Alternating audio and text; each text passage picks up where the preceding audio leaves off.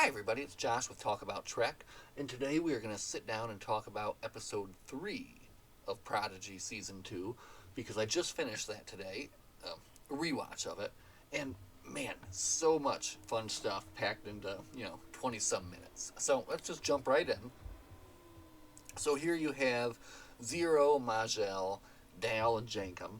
They've crash landed the Infinity onto Solum 52 years into the future, and they need to basically kind of not interfere. They need to let history take its course, and Chakotay to send that protostar back to Tars Samora, right?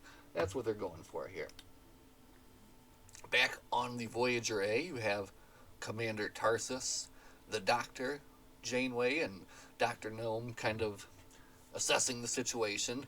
They do find out that, what happened and everything, but again, just I love to look at the bridge of this Voyager A.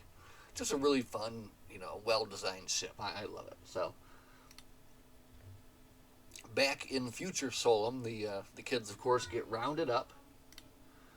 Oh, and I love this transition as well here.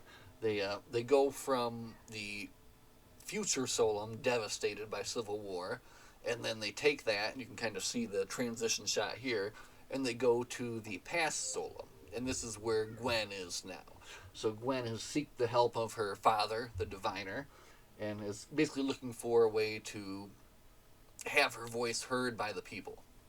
So she's found this ancient ritual called the Valu Ra, and she's going to challenge Essentia to that, and basically the winner gets to have their voice heard. So, back in the future, devastated future, Chakotay meets up with the crew. So here we go. We get to see Chakotay again after so long with his first officer, Adric, and I love it. I'm loving it. I'm here for it, and I don't know. I really like his character and the arc it goes through in this season, especially with what happens in the after this episode. But we'll get to that. We'll get to that. Anyway, bird puns coming in hot and heavy. Jankum Pog killing it this time. Check out the beak on Adric. We're going to hit every bird pun in here. So, anyway, they're all locked up together looking for a way to escape, right? The crew knows that they need to get Chakotay out of there so he can send the protostar back to Tarzamora, right?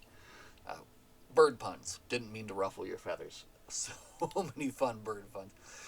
Yeah, we keep them up. Look at this. In 1 hour, that bird needs to be in the air. The ship, not the guy, obviously. I need to look up who wrote this episode, actually, because they killed it for me. I mean, I was loving it. I mean, puns are supposed to be silly and, kind of dumb, and they were just great here. I loved it. Also, this was perfect, too. They were bringing up the kind of temporal causality loop, basically that they were meant to be here the whole time to help Chakotay escape, to send him back in time, just like the Bell riots in Deep Space Nine and the Cochrane warp test, of course, from First Contact, right? Awesome. I love little drops like that they're going to put into there, So back in pre-devastated Solum, they're doing their ceremony here, preparing. And again, I love the world building and the art of this planet. Again, here as they travel down, they're on the circular platform and going deep down into the ground, and all these kind of glowing sparkles in the air around them. And Gwen realizes that this place is the source of all of their heirlooms. Sensia realizes that as well, creates a sword, and begins to attack Gwen. And this whole sequence here between Gwen and Essentia down in this pit is just so cool and so well done. And I mean, some of it kind of reminded me almost of like Dragon Ball Z, just with the way they're like controlling the things and throwing them. Let me see if I have an example here. But anyway, she gets a shield up finally, kind of learns to control. And here, yeah, as you can see, she's using her powers to stop the blades coming from Essentia, reforms them into her own sword and shield, right? Such a well done and fun scene, right? So the battle keeps going. Going back to the devastated future, more bird puns. Quit squawking. Jankum knows how to wing it. Jankum is working with the tricorder that they snuck in. And I wanted to get a good shot of that too, because I just thought that was kind of cool. You could kind of see what he was doing there. But he's got the basically trying to access his arm, and is successful in doing so. And after evading one of the Watchers, is able to hit the button to turn off the shields. They're able to escape, and Majel is able to put out the guard with a Vulcan neck pinch. Chakotay says, "How do you know how to do that?" To which Dal says, "Vulcan, what? That was more of a hand chop." Ha! Which I thought was great too. That just reminds me of like the TOS Kirk hand chopping everybody. Ha! You know? Oh man, this show is so good. 3 episodes in, and there's literally like a million fun things to talk about. Anyway, bird punch. Time to fly the coop. Back in the past, Essensia's getting crazy. She's got a whole bunch of swords. Gwen is not going to be outdone here, and basically kind of overpowers her control, and she ends up throwing all the swords up into the wall to use that as a ladder to climb out of the pit. Back on Solum here, this is a wonderful line. Dal and the crew need to distract the guards so that Chakotay and Adrit can get to the protostar and send it to the future, right? So here he is distracting. Over here, look how distracting I am. Oh my god. It's so good. It's so good. And then, of course, Zero with his yapow, hee hee, yapow. And he was having a great time. So now here you can see they return fire. He loses his blaster. This is going to be important. The blaster gets lost. Ah! And I thought this was great, too. This is like describing the Prodigy crew like to a T, even though it's just these methods here. The whole crew, the whole show, unconventional, but effective. So, here, look, who left that disruptor? Oh, now, the past, the future, wibbly wobbly, timey wimey. The future past is changing. Chakotay, instead of sending the protostar back, now is aboard the ship. And they're setting a course out of there. This is not good for the timeline.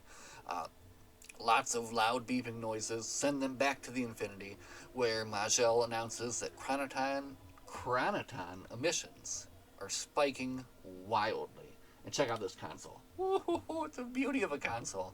I need to make an overlay that looks like this console, with these circles and these colors and all this in here, and have that on my channel, because I am digging it. But anyway, you can see the tachyon irregularities.